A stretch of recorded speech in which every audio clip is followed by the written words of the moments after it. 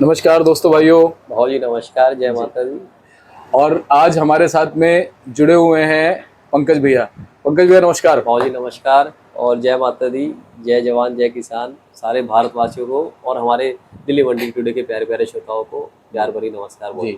पंकज भैया, आज क्या कुछ माहौल प्याज के बाजार में रहा उस पर हम बात करेंगे। जी लेकिन सबसे बड़ी बात यह मौसम जो है जी वो समझ नहीं आ रहा दिल्ली का। जी कभी तो उमस हो जाती है, कभी एकदम से जो है बारिश नुमा मौसम हो जाता है। जी क्या इसका असर जो है कहीं ना कहीं प्याज के बाजार जी में पड़ रहा मैं है? बिल्कुल बताऊंगा भाव जी। कल एक किसान ने बड़ी 4 लाइनें लिख के भेजी और मैंने उन्हें कहा कि उम्मीद तो नहीं है कि कल दीपक जी मिलेंगे नहीं मिलेंगे, फिर भी मैं अगर आएंगे तो बिल्कुल पढ़ दूंगा।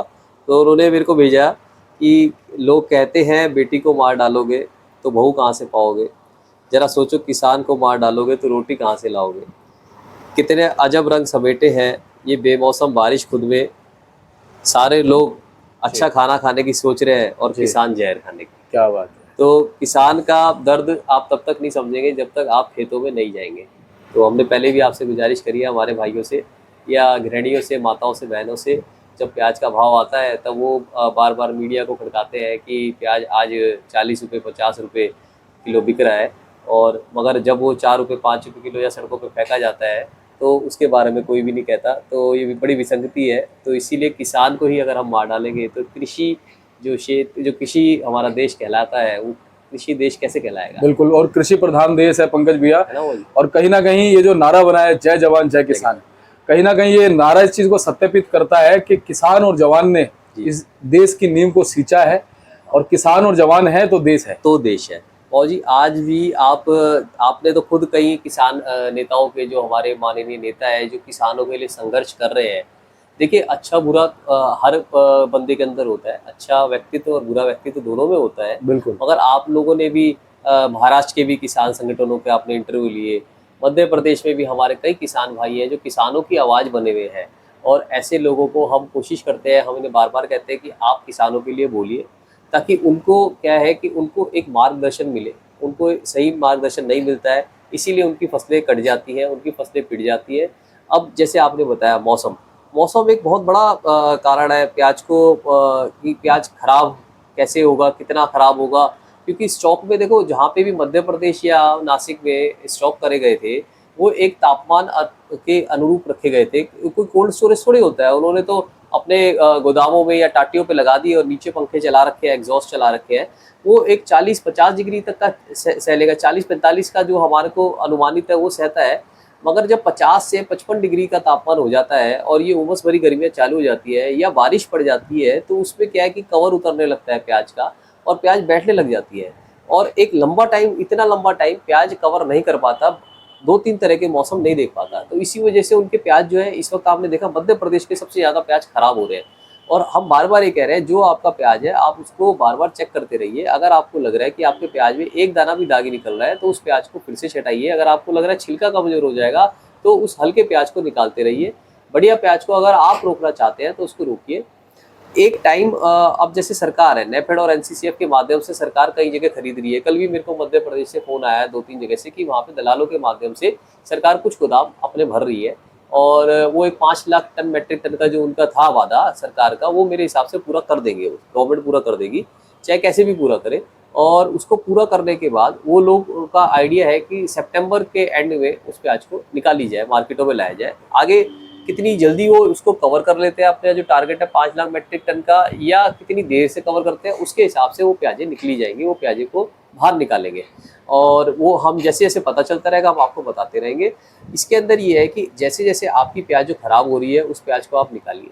जो आपकी प्याज सही है उसको भी हम बार बार ये कह रहे हैं, अगर 1000 कट्टा सही है तो उसको 50-50 कट्टा करके निकालिए। क्योंकि ये भाव भी कोई खराब भाव नहीं है। देखिए अमूमन यहाँ पे भाव जो चलता था ना भाव जी, मार्च अप्रैल में 5 से 10 रुपये किलो चलता था और उसके बाद 15-20 रुपये किलो चलता था। इस वक्त 25-30 रुपये किलो हर एरिया का, चाहे नासिक हो गया, चाहे मध्य प्रदेश हो गया, चाहे गुजरात हो गया, चाहे ये यहाँ पे दिल्ली हो गया, लोडिंग स्टेशन जो है वहाँ पे चल रहा है। 30 रुपए को टच करता है, कर रहा है टच, है ना जी। और रिटेल के अंदर प्याज इस वक्त 50 रुपये किलो बिक रही है। हमारी रिटेल मंडियों में आप जाएंगे, आप कभी भी आपको समय मिलेगा तो आप एक बार पूछिएगा ये कैमरा लेके कि भाई क्या भाव बेच रहे हो। वो 40-50 रुपये किलो आम बाजार है यहाँ पे रिटेल का।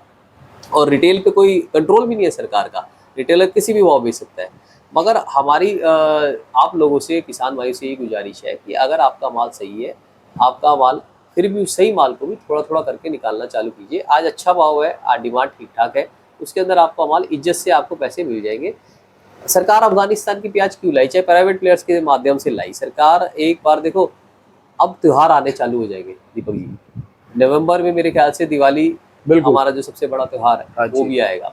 तो सरकार की जो पीछे हमेशा से मंशा ये रही है कि जो नीचे के हमारे जो खरीदने जी वाले हैं, जो लोग हैं हमारे, जी। उनको एक नॉमिनल भाव पे प्याज जैसी चीज मिलती रहे, क्योंकि प्याज के ऊपर सरकार बहुत डरी रहती है। उसे लगता है कि प्याज से हमारी सरकारी गवर्नमेंट गिर सकती है हमारी। महाराष्ट्र में भी कई जगह मराठी भाइयों ने इस बार जहाँ प्याज बहुल क्षेत्र थे वहाँ पे थोड़ी सत्ता के विपक्ष वोट दिया, और उसका असर आपको कई जगह देखने को मिला। बाजार कई जगह तेजी हुई, सरकार ने कोई और कदम नहीं उठाया। अभी 40% का बांग्लादेश पे टैक्स लगा हुआ है, जबकि सबसे ज़्यादा बांग्लादेश जा रहा है प्याज, जाना भी चाहिए हम कहते हैं। मगर ये टैक्स जो है वो हमारी प्याज को पीछे कर देता है। ये और देशों की प्याजें वो ज़्यादा मंगाते हैं। अगर वहाँ से 250 गाड़ी जाती है दूसरे देशों से, पाकिस्तान से, चाइना से, तो हमारे देश से सिर्फ 50-60 गाड़ी ही जाती है, जो कि एक बहुत ही हमारे लिए विसंगति है। विसंगति है। हमारी हमारी कंट्री से जाना चाहिए। 250 गाड़ी जाएंगी तो यहाँ पे भी लोकल की डिमांड बढ़ेगी। आज आप एक हफ्ते से देख रहे हैं कि गाड़ियाँ जो दिल्ली जादपुर मंडी में है, जहाँ पे सेल 50-60 गाड़ी की होती थी, वो 40-50 गाड़ी की रह गई है। कभी कभार तो 35 गाड़ी रह जाती है सेल के अंदर। वो बिल्कुल। इसीलिए रह गया है क्योंकि बाहर ज़्यादा जा नहीं रहा है प्याज। लोकल की हर जगह जो फसलें हैं, चाहे महाराष्ट्र में है, चाहे मध्य प्रदेश में है, चाहे राजस्थान में है, वहाँ पे लोगों ने स्टॉक ज़्यादा कर रखा था। अब मध्य प्रदेश के बीच में आपको आवाज़ आई थी कि भाई कम लगी है, खराब हो गई है, खराब हुई है। मगर जो कम लगी है वो 100% में अगर 10% भी, 20% भी कम लगी, तो भी 80% एक ऐसा उनका रेशियो है जो पूरी हमारे देश को खिला सकता है। खिला सकता है जी। वो पूरा साल खिला सकता है, दिसंबर तक खिला सकते हैं सही। मध्य प्रदेश वाले। इनका सही तो बात। आप एरिया का आइडिया नहीं लगा सकते जब तक बिल्कुल। सरकारी सर्वे नहीं होगा। हम लोग पर्सनली आइडिया नहीं लगा सकते। अच्छा पंकज भैया, वैसे महाराष्ट्र से भी ज्यादा उत्पादन इस तरफ होता है? मध्य प्रदेश कई बार कर देता है मौजी। वैसे कई बार महाराष्ट्र, कर देता है। हाँ, महाराष्ट्र वैसे ऐसा, महाराष्ट्र का ये है कि 12 महीने महाराष्ट्र में रहती है, तो वो महाराष्ट्र इसीलिए आगे बढ़ जाता है उत्पादन में। और ये जो है, ये क्षेत्र है, ये एक बार उत्पादन करके फिर स्टॉक कर देता है। अगर वहाँ पे 12 महीने रहता है, वहाँ पे सबसे ज्यादा काम यही एक्सपोर्ट कंपनी आप देखेंगे, बंदरगाह वगैरह भी सारे वहीं पे, वहीं से सारा जा रहा है। बिल्कुल सही कहा। तो आज की बात करी जाए, मैं आपका आज का अपडेट बता देता हूँ। ये जरूरी इसलिए था मौजी, देखो अब दिल्ली में उमस लगातार 3 दिन से जी आड़ती भाई जो है, यहाँ तो मैं ऑफिस में कुछ चेक वगैरह साइन करने आया था, जी। आड़ती भाई या किसान भाई जो भी हमारे पास आ रहे हैं, वो देख रहे हैं कि यहाँ पे गर्मी बुरी तरह बढ़ती जा रही है, उमस से बुरा हाल है। आप भी लबालब भरे हुए हैं, मैं बार बार आपको कहता हूँ, आप इंटरव्यू लेने आते हैं, हम भी लबालब भरे हुए हैं, और उसके अंदर सेल कर रहे हैं। हल्के मालों की सेल जो है, हल्के माल जो है उनमें बाजार 4-5 दिनों से 25-50 पैसे टूटा हुआ है। मगर जो बढ़िया माल है वो भाव बने हुए हैं। वो अच्छी बात है कि भाव बने हुए हैं। मैं आज की आवक बता देता हूँ आपको। आज की आवक थोड़ी आम दिनों से आवक प्लस में थी जो देखी गई। यहाँ पे 58 गाड़ी फ्रेश रही दिल्ली आजादपुर मंडी में। टोटल गाड़ी जो थी 110 गाड़ी बिक्री के लिए थी, जिसमें 35 गाड़ी राजस्थान, 19 गाड़ी मध्य प्रदेश, 14 गाड़ी नासिक, 12 गाड़ी पूना। ये 80 गाड़ी और 30 का बैलेंस, 110 गाड़ी बिक्री पे था हमारा दीपक जी। और इसमें से सिर्फ 58 गाड़ी ताजी थी। मगर एक चीज़ देखी जाए कि 20 हम चले थे मंडे से, उस दिन शायद मंडे ट्यूसडे में 20 गाड़ी ताजी थी हाँ जी, हाँ जी। फिर 36 गाड़ी हुई, फिर कल 40 गाड़ी के आसपास थी, 40-42, आज 56-58 गाड़ी है।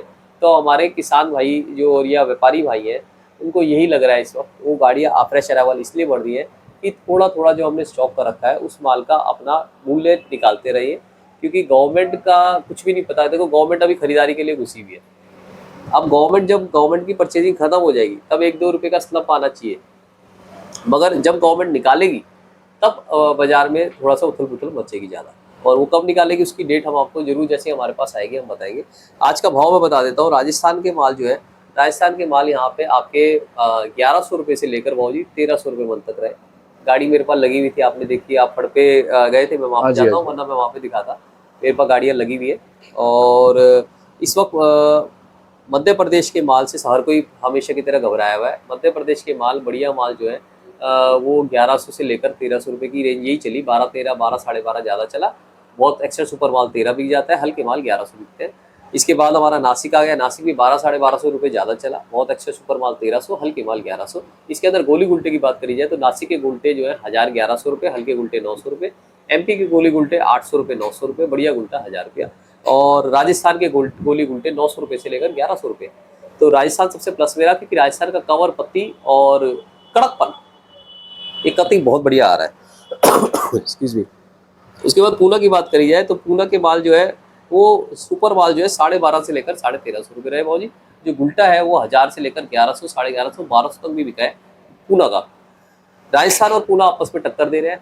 सबसे बढ़िया राजस्थान को ये मुनाफा हो जाता है कि उसका भाड़ा कम है। राजस्थान के भाड़े 1.5-2 रुपये के हैं, पूना के भाड़े आपके 3.5, 4, 5 रुपये तक के आ जाते हैं कई बार पीक सीजन में, तो पूना वालों को भाड़ा मार देता है। मगर इस वक्त कंपटीशन सिर्फ राजस्थान और पूना में चल रहा है, और जिस हिसाब से राजस्थान को इस बार पैसा मिला है, मुझे लग रहा है अगले साल राजस्थान डेढ़ी फसल लगाएंगे, क्योंकि उनके बीज बहुत इस वक्त बढ़िया क्वालिटी के देखे गए हैं मौजूद, और डिमांड इस वक्त हमसे जो भी कर रहा है राजस्थानी कर रहा है। हमारे पास एमपी की गाड़ियाँ 2-2, 3-3 दिन रुकी हुई है, और मोटे मालों की तो लोग बिल्कुल ही घबराए हुए हैं कि उससे पंक्चर आना निकल जाएगा, जो कि निकल भी रहा है।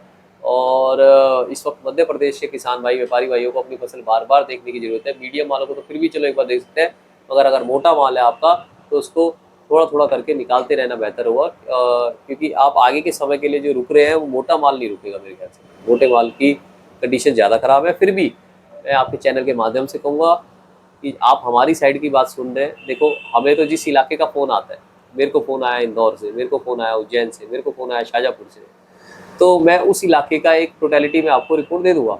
मगर ये एक बहुत बड़ा क्षेत्रफल है, ये देवभूमि कही जाती है। मध्य प्रदेश एक देवभूमि कही जाती है। कहते हैं कि सारे हमारे जितने देवी देवता हैं सारे यहाँ पे प्रकट हुए हैं, सारे के मंदिर यहीं पे हैं। तो आप लोग इस चैनल के माध्यम से कमेंट सेक्शन में डालिए कि आपके यहाँ कितनी खराबी हुई है, आपके यहाँ मोटे माल या मीडियम माल कितनी रेशियो में बचे हैं, क्योंकि उससे हम आपस में फिर बैठ के एक दिन हम ये अंदाज़ा लगा सकते हैं कि मध्य प्रदेश का क्या बचा हुआ है माल और किस हिसाब से भाव चलने चाहिए। जो महाराष्ट्र में है वो अभी बड़े हमारे जो व्यापारी भाई हैं उनके हाथों में प्याज है, और वो भी इच्छुक नहीं है कि जल्दी जल्दी प्याज निकाली जाए। मध्य प्रदेश वालों ने भी महाराष्ट्र में स्टॉक करा है, और वो भी अभी इच्छुक नहीं है नहीं निकाली जाए। ये उनकी बात है। तो हमारा मानना है, हम तो ये कहते हैं कि थोड़ा थोड़ा करके निकालो, थोड़ा सा हाथ में रखो, 25% हाथ में रखो, 75% निकालो, क्योंकि भाव अभी अच्छा है और डिमांड अच्छी है। बहादुरगढ़ के भाइयों के लिए बहादुरगढ़ का माल जो है वो अभी बहुत डिमांड में है। बहादुरगढ़ का माल कम हो गए हैं, 1300 से लेकर 1400 रुपये सबसे मतलब बहादुरगढ़ की डिमांड बहुत देखी गई। आज भी मेरे पास एक गाड़ी में बहादुरगढ़ जैसा माल आया है, मगर 10-11 कट्टे से कुछ फ़र्क नहीं पड़ता। तो बहादुरगढ़ वाले भाई जिनके पास माल है उनकी डिमांड बहुत अच्छी है, 1300-1400 रुपये में बिक रहा है। जो अजमेर वाले भाई हैं जिनके काले माल है, लाल माल है, उनकी पोजीशन भी 1200 से लेकर आपकी 1350 रुपये तक की है। और तो मैंने सारी टोटलिटी बता दी आपको। एक मेरे पास गुजरात से भी फ़ोन आ रहा है। गुजरात की अगर देखिए आपका उल्टा साइज़ प्याज है तो उसकी 1000 रुपये मन प्याज की पोजीशन है, और आपका मीडियम साइज़ प्याज है जो 45-50 का मिनी मीडियम साइज़ कहते हैं, उस प्याज की आपकी पोजीशन 1100-1200 है। और जो उससे फुल मोटा साइज़ का है 50 से 60 mm का है, उसकी पोजीशन 1300 रुपये मन है। ये पोजीशन प्रॉपर चल रही है। आगे बिक्री ठीक ठाक रही, हल्के मालों पे बिक्री बिल्कुल जीरो थी, बढ़िया मालों पे बिक्री बहुत है, हल्के मालों पे जीरो है। हल्के माल हमें बहुत ही धक्का देना पड़ रहा है हल्के मालों पे, क्योंकि हल्के माल से मंडी भरी पड़ी है। तो ये मेरे को दीपक जी और कुछ आपको पूछना है तो पंकज भैया, मैं यही कहना चाह रहा था कि फिलहाल जैसी मार्केट चल रही है सारी चीज़ें हैं, लेकिन लोग साउथ को लेकर के कहीं ना कहीं उनके दिमाग में ये चीज़ है कि साउथ का जैसे मतलब 15 अगस्त के आसपास प्याज आएगा तो क्या माहौल बन सकता है आपके हिसाब से? क्योंकि पिछले साल साउथ का कोई ज़्यादा अहम रोल रहा नहीं जी प्याज के बाजार में, हमने देखा। लेकिन अभी भी क्या सारी स्थितियां साफ हो रही हैं या धीरे धीरे साफ होंगी मौसम के हिसाब से? नहीं, देखो साउथ का अभी वैसे हमने अभी साउथ के जो हमारी ज़्यादा मेरी बात अभी साउथ के भाइयों से नहीं हुई है। मैं आपको अगली रिपोर्ट में साउथ का रिपोर्ट लेके बता सकता हूँ कि कितनी फसल वहाँ पे है और मौसम वहाँ पे कैसा रहा, जिसकी उसके हिसाब से फसल निकलती है। तो वहाँ वैसे लोगों में आने जाने वालों में घबराहट जरूर है कि साउथ की फसल अगर आ जाएगी, चाहे 15 अगस्त को नहीं आई, अगर सितंबर में अगर हुई तो भी वो क्या नाम है टक्कर देगी। साउथ की फसल देखो अगर बढ़िया हुई बाबूजी, अभी हमें कुछ भी आइडिया नहीं है, तो जरूर टक्कर दे देगी। क्योंकि साउथ के आगे, लाल माल के आगे, गुलाबी माल के आगे, चाहे वो कर्नाटक हो चाहे कोल्हापुर हो, उसके आगे पीली पत्ती पिटता है। पीली पत्ती फिर सिर्फ होटल के उसमें रह जाता है, खिरची में, मतलब होटल वाले जो है ना मोटा माल लेते हैं, सिर्फ उनके लिए रह जाता है। और इसके जो मीडियम मोटे की जो गुलाबी माल है उनकी डिमांड खत्म हो जाती है। तो साउथ के माल जरूर मार्केट हिलाने का दम रखते हैं, मगर वो कितना लगा है और कितना निकलेगा माल वो मैं आपको अगली रिपोर्ट में दे सकूंगा। वो बिल्कुल हिलाने का दम रखते हैं जी। तो पंकज भैया चलते चलते क्या कहोगे, जिस हिसाब से हम सोच रहे हैं कि हमारे किसान साथी प्याज निकालें, जिससे कि सावन खत्म होने के बाद स्टॉक भी उनको अच्छा फायदा दे, उसी हिसाब से माल निकल रहे हैं? तो माल की स्पीड तो देखो, बीच में राजस्थान वालों ने स्पीड बढ़ाई थी, मध्य प्रदेश वालों ने अभी तक स्पीड यहाँ पे नहीं बढ़ाई है। मगर हम तो अभी वो जो हमारा अनुमान है उसके हिसाब से तो धीरे धीरे स्पीड में चल रहे हैं। हाँ और हम कहेंगे कि जो नहीं चला है, जिसने अपने स्टॉक बिल्कुल बंद रखे हैं, वो खोले उसको स्टॉक को, जी वो बेहतर रहेगा, क्योंकि भाव अभी अच्छा है। जी और गवर्नमेंट भी अभी खरीदी में है, तो गवर्नमेंट जब खरीदी में होती है तब मार्केट प्लस में ही रहते हैं, जैसे अभी चल रहे हैं। और इससे पहले क्या नाम है, गवर्नमेंट अभी खरीदी बंद करे, थोड़ा थोड़ा माल निकाल लिया, तो बेहतर रहेगा। जी। लेकिन कहीं ना कहीं अब आजादपुर मंडी की तरफ, जैसा कि आपने कहा सोमवार को 20 गाड़ी से आज हम 56 गाड़ी तक आ गए हैं, सर तो कहीं ना कहीं ये चीज जो है मेंटेलिटी क्रिएट हो चुकी है हमारे किसान साथी व्यापारी भाइयों की, हाँ, कि ये अच्छी प्याज को बात अब आज सावन से बिल्कुल। पहले ठीक स्पीड से निकालना और सावन में भी ठीक स्पीड से निकालना है। देखो, किसान भाई व्यापारी भाई जिससे स्टॉक करा है ना दीपक जी, अगर उससे 1000 कट्टा स्टॉक करा है तो वो सारा कट्टा बिल्कुल भी नहीं निकालेगा, क्योंकि जिगरे वाले लोगों ने ही स्टॉक करा है। इनके पास जिगर है, जिससे सोचा है कि हाँ भाई मैं कुछ कमा के ले जाऊंगा या पूरा घटा दूंगा, वो लोग और जिनको असर नहीं पड़ेगा उन्हें भी पता है कि भाई हाँ। असर नहीं पड़ेगा। या असर पड़ेगा भी तो मतलब उनका क्या है मानना, ये कि मैं हर साल स्टॉक तो करूंगा करूंगा। जी और उन्हीं लोगों ने अभी अपना माल रोका हुआ है। ये जिगर वाले लोग हैं, मैं कहूँगा। 35 गाड़ी राजस्थान है, आज देखिए आप, राजस्थान की 35 गाड़ी है। राजस्थान की डिमांड बहुत है, उस 35 गाड़ी इस डिमांड के अंदर कोई मायने नहीं रखती। डिमांड नहीं होती तो ये भारी पड़ती है हमें। तो मेरे जो किसान भाई व्यापारी भाई आपके माध्यम से सुन रहे हैं, मैं उनको बार बार ये कहना चाहूँगा कि आप बहुत अच्छा कर रहे हैं, थोड़ा थोड़ा माल निकाल के, और अपनी रकम अपने घर आ जाए, अपने बच्चों के काम आ जाए, वो सबसे बढ़िया है। बहुत बढ़िया। इन लोगों ने, जो महाराष्ट्र के, मध्य प्रदेश के किसान भाई हैं, व्यापारी भाई हैं, ये बहुत ही शरीफ है। और मैं इनको बार बार ये कहता हूँ कि वे अपना, जिसको भी माल आप देते हैं, अपना ध्यान रखिए, अपनी रकम का ध्यान रखिए। उससे क्या है कि असल तो आपके पास आ जाए, क्योंकि कोई साउथ वाले, मैं साउथ में देखता हूँ कि साउथ में कई बार बहुत तेज़ होता है, मगर साउथ में क्या माइनस पॉइंट है, वहाँ पे ना बिक्री बहुत धीरे रहती है। हमारे यहाँ जैसे 100 कट्टा एक साथ बिक जाता है, वहाँ पे 2-2 4-4 कट्टा करके बिकता है। तो इसीलिए साउथ की मंडियाँ लोग छोड़ छोड़ के, नासिक वाले आप देखोगे ना, नासिक की यहाँ पे 14 गाड़ी है, पूना की 12 गाड़ी है। तो नासिक और पूना वाले इसीलिए यहाँ पे ज़्यादा आते हैं, क्योंकि पेमेंट भी यहाँ पे फास्ट है और माल भी जल्दी बिकता है यहाँ पे। तो मैं ये कहूँगा, अपना बचाव करके चलिए और सही जगह माल भरिए, चाहे दिल्ली मंडी हो चाहे साउथ की मंडी हो, मगर अपना पड़ता देख के, और जहाँ से आपको पैसे फास्ट मिले वहाँ पे लोडिंग करिए। लोडिंग हम भी करते हैं, नवंबर दिसंबर में कैरथल अलवर के माल आते हैं, तो हमसे बाहर की स्टेट्स के लोग माल लेते हैं, तो हम उन्हें भी देते हैं, मगर हम ये देख के देते हैं कि भैया पैसा तो वापस आ जाए। और तो इस वक्त भाव फिर भी ठीक है, जो बात करी जाए वो 40 पे तो नहीं पहुंचा है, मगर जो आम सालों में भाव था, जो नहीं मिलता था, लागत भी नहीं निकलती, लागत भी नहीं निकलती, लागत कम से कम निकल रही है, वो इस वक्त निकल रही है। और मैंने बार बार आपको यही कहा आपके चैनल के माध्यम से कि अगर आप और मैं एक काम चालू करेंगे और 1 साल उस काम में, कोई से भी काम चालू करा, गेहूँ, चना, बाजरा, ज्वार बेचने का, या परचून का, या आइसक्रीम बेचने का, कोई भी काम चालू करा, तो अगर वो काम नहीं चला, नहीं चलेगा, तो बंद कर देंगे हम। बिल्कुल, इस चीज पर काफी बार चर्चा हुई हमारी। मगर किसान, आप मेरे देखने वाले माताओं बहनों भाइयों, ये ध्यान रखिए, किसान एक ऐसा हमारा भाई है जो किसानी हर साल करता है, हर साल उसको मुनाफा नहीं होता, 5-5 साल तक नुकसान भी होता है, मगर वो खेती नहीं छोड़ता, क्योंकि उसे पता है कि पूरा देश उसके माध्यम से चल रहा है। अगर वो खेती छोड़ देगा तो आपको अनाज कहाँ से मिलेगा, जो आप खुशियाँ बना रहे हैं वो कैसे बनाएंगे। तो उस किसान का ध्यान रखना किसी भी जरिए, मतलब देखो कई बार क्या होता है, आइडिया हमें नहीं आ रहा, मुझे और आपको आइडिया नहीं आ रहा कि किसान का भला कैसे करें। जो NGOs है और सब है, मैं उनके माध्यम से कहना चाहूँगा, किसान के लिए कोई पॉलिसी लाना चाहे, कोई सरकार को सजेस्ट करना चाहे तो वो करिए, क्योंकि वो किसान अभी भी क्या नाम है, जो गरीब है वो गरीब ही होता जा रहा है, और जो अमीर है वो अमीर ही होता जा रहा है। ये अभी तक विसंगति हटी नहीं है वो।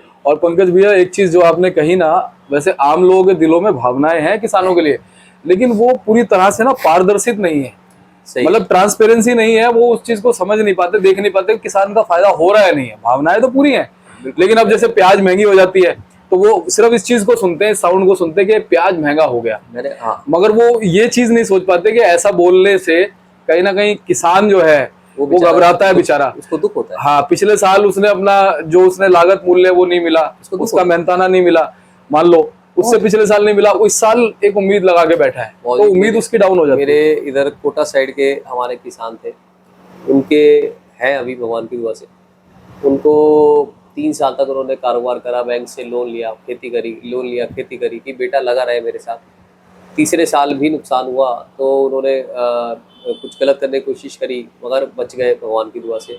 और इस साल थोड़ा सा उनका अब उम्मीद कायम है थोड़ी हाँ, सी। लोन आधा वापस कर पाए हैं। हाँ, तो थोड़ी ये सांस आई है। हाँ, ये कहानियां जो है, ये जो असल की चीजें है, हाँ, ये हम तो इस फील्ड में हैं तो हमें पता है, आप हमारे साथ हो तो आपको भी पता है। बिल्कुल भैया, अगर लोगों को सिर्फ आपके जागरूक चैनल के करना माध्यम जरूरी से, है। सिर्फ आपके चैनल के माध्यम से जी। पता चलता है। तो ये जब प्याज, वो किसान ये नहीं कह रहा कि आप मेरे से हर साल 50 रुपए किलो लो, आप हर साल किसान को 25 रुपए किलो दे दो, वो उसमें खुश है। 20 रुपए किलो दे दो, मगर एक रेट होना चाहिए उसको हर साल मिलने का। वो किसान बिल्कुल आपको कभी नहीं कहेगा बिल्कुल। कि मुझे 50 रुपए किलो दे दो। वो आज भी ये कह रहा है किसान, जो मुझे लगता है कि मुझे 20 या 25 रुपए जो मेरी लागत बोल रहे हैं, उससे सिर्फ 1 रुपए किलो ऊपर दे दो। सोचो, वो 1 रुपए किलो ही ऊपर मांगेगा। जी, वो अपने माताओं की, बहनों की, बच्चों के लिए कपड़े भी उसी में ले आएगा और 3 वक्त की रोटी भी उसी में कर लेगा। बिल्कुल। और भैया वो जो 1 रुपया है ना, वो बराबर होगा उस साल से जिस साल में किसान का नुकसान हुआ होगा। कहीं ना कहीं वो 1 रुपया उस चीज को, उसकी भरपाई करेगा। और ये हम जाते हैं ना, मैं आपको गलत नहीं कहता, हम मध्य प्रदेश एक बार गए, उस जी। साल लहसुन बहुत पिटी हुई थी, वो सड़कों पे फेंके जा रही थी। हम जी। कह रही क्या कर रहे हो आप? अरे जी, हम विरोध प्रदर्शन कैसे करें? हम एक साल वहाँ पे गए, वहाँ प्याज सड़कों पे फेंकी जा रही थी, प्याज बिल्कुल डाउन था, खरीदार कोई नहीं था। सरकार को भावांतर लाना पड़ा उस साल कि भावांतर आप हमारे पास लाओ, गोदामों में रखो और हम आपसे खरीदेंगे। जी। सरकार को भी बहुत नुकसान हुआ, मगर वो किसानों के लिए थोड़ा सा भलाई का पॉलिसी थी। और शिवराज जी माननीय जो हमारे मंत्री हैं, जो इस वक्त कृषि मंत्री बने हैं, हमने तो देखो जी एक ही मंत्री देखे थे जिन्होंने कृषि क्षेत्र के लिए भला काम करा था, वो शरद पवार जी थे। वो किसी भी सरकार के रहे हो, मगर वो जब कृषि मंत्री बने थे तो उन्होंने किसानों के लिए बहुत काम करा था। महाराष्ट्र में शेतकारी के लिए और उन्होंने काफी हम किया उनके है। लिए, हम बहुत ही जितना भी कृषि क्षेत्र है, दिल से जी। इज्जत बहुत रखते हैं उनके लिए। जी जी। और हम तो चाहते हैं शिवराज जी जो मामा जी खिलाते हैं, वो भी कुछ ऐसा ही कर दें। वो कुछ ऐसा कर दे तो देखो जी, नाम जो है या काम, जी। काम से रहेगा नाम। और बड़ी बात यह है कि इस पद पे कोई भी बैठे, कृषि मंत्री के पद पे चाहे किसी भी पार्टी का एक व्यक्ति बैठे जी, पर वो किसानों के हित के लिए कार्य करे, ये बड़ी बात है। बहुत बहुत जरूरी है किसानों के लिए, बहुत, क्योंकि किसान, जैसे मैंने आपको बताया, वो अपने बच्चे को किसानी ही सिखाता है। हाँ, वरना वो अपने बच्चे को डॉक्टर, इंजीनियर कुछ भी बना सकता है, उसमें जिगरा है। जिगरा है। तजाकिस्तान, कजाकिस्तान, रशिया, इन जैसे देशों में बेच कॉस्टिंग सकता है। बहुत कम है और वो बेचते रहते हैं, हम जाते हैं तो। मगर वो एक बच्चे को जरूर रोकता है कि नहीं बेटा, तू खेती बाड़ी करेगा, मेरा जो पगड़ी है वो आगे बढ़ाएगा, तो उसकी हमें रिस्पेक्ट करनी चाहिए। बड़ी बात है दीपक जी। तो पंकज भैया, बहुत बहुत आपका धन्यवाद। बहुत जी, विस्तृत तौर पे आप हमेशा अच्छी जानकारी देते हो और आज भी हमारी बहुत अच्छी चर्चा हुई है। हम आपके साथ बिल्कुल सही है बहुत जी, बिल्कुल हम कोशिश करेंगे कि आपको जितनी हमारी रिपोर्ट मिले हम बताएं। हम पीछे के भाइयों का बड़ा शुक्रिया करते हैं। मैंने आपको बार बार बताया, मैं महाराष्ट्र में जब पहली बार गया तो मेरे को हमारे एक मित्र बने, प्रवीण भामरे जी बने, उन्होंने मेरे को महाराष्ट्र में बहुत घुमाया। उनका इतना साथ रहा, उन्होंने, मतलब मैंने देखा वहाँ पे महाराष्ट्र में, मध्य प्रदेश में इतनी सादगी है लोगों में, कोई छल कपट नहीं, कोई दिखावा नहीं। शादियों में भी सफेद कुर्ता पजामा डाल के आराम से चले जाते हैं और खुश रहते हैं। यहाँ तो, और वहाँ पे हजार यहाँ पे भाग दौड़ है भैया, यहाँ भाग दौड़ है, हाय तौबा है, भाग दौड़ है, भूख है। वो मैं जब गया जी महाराष्ट्र में, प्रवीण भामरे जी नाम के जो हमारे किसान भाई थे, वो मुझे पूरा क्षेत्र घुमाया। एक कोई एक्सीडेंट हो गया था किसी का, उसको अस्पताल छोड़ने गए, वो मैं देख के हैरान था, अपने पैसों पे इलाज कराया उसका, मुझे पूरा क्षेत्र घुमाया। और आज भी मेरे संपर्क में रहते हैं वो। उनके बीच में कोरोना में बड़ा दुखद, माता जी और भाई भी गुजर गए, बड़ा दुख हुआ। बाकी अच्छे लोगों को भगवान जल्दी जल्दी बुला रहे हैं। और ऐसे ही हम अलग अलग क्षेत्रों में जहाँ जहाँ पे गए, वहाँ पे हमें शांताराम जी, जैसे मैंने आपको बताया, हमारे सीताराम जी, और ऐसे ऐसे लोग मिले हमें कि हम देख के खुद मतलब सोचते हैं कि हाँ, भगवान ने इन्हीं के वजह से धरती टिकी हुई है, रोका हुआ है। हाँ, मतलब हाँ, मतलब कर्म वरना रह नहीं गए इन लोगों ने। ये लोग ये नहीं देखते कि भी क्या हर गाड़ी में मुनाफा हुआ, ये कहते हैं कि हम साल के आखिरी में देखेंगे। और आपने, अगर आपकी नीयत सही है, सामने वाले की नीयत सही है, तो हमें कुछ मिलेगा। बिल्कुल। और मैं यही कहूंगा कि आपकी तरह मैं भी थोड़ा सा भाग्यशाली हूँ कि मुझे भी अच्छे लोगों से ही जोड़ता है भगवान। बिल्कुल बिल्कुल। और कहीं ना कहीं भावनाएं अच्छी हो तो भाव से सारी चीजें बिल्कुल सब जुड़ जाते हैं। बहुत बहुत धन्यवाद आपका, शुक्रिया दीपक जी। और अगर भाव जी की वीडियो अच्छी लगे और भाव जी का, अगर दीपक जी का स्ट्रगल अच्छा लगे, तो इसको लाइक कीजिए, शेयर कीजिए, सब्सक्राइब कीजिए। आपके भाइयों को, बहनों को ये वीडियो भेजिए जो इस कृषि क्षेत्र से संबंधित, बिल्कुल, ताकि ये नॉलेज आगे लोगों को जाए, वो जागरूक हो सके। हाँ, ये नॉलेज अगर यही रह जाती है, यहीं तक सीमित रह जाती है, तो उसमें कोई फायदा नहीं है। सही बात। आप इस नॉलेज को आगे बढ़ाइए, किसी के भी माध्यम से बढ़ाइए, इस नॉलेज को आगे बढ़ाइए, किसानों के लिए कुछ करिए। जो पोस्टर बनाने वाले हमारे भाई हैं, किसानों के लिए कोई पोस्टर बनाइए। आज वो किसान क्या क्या कर रहा है और क्या क्या दुख से झेल रहा है। सिर्फ वो 50 रुपए किलो प्याज मत दीजिए, उसके बारे में भी लिखिए वो कैसे ये प्याज यहाँ तक लेके आया। जी, दीपक जी बहुत बहुत धन्यवाद भैया। जय माता दी। ठीक है। जब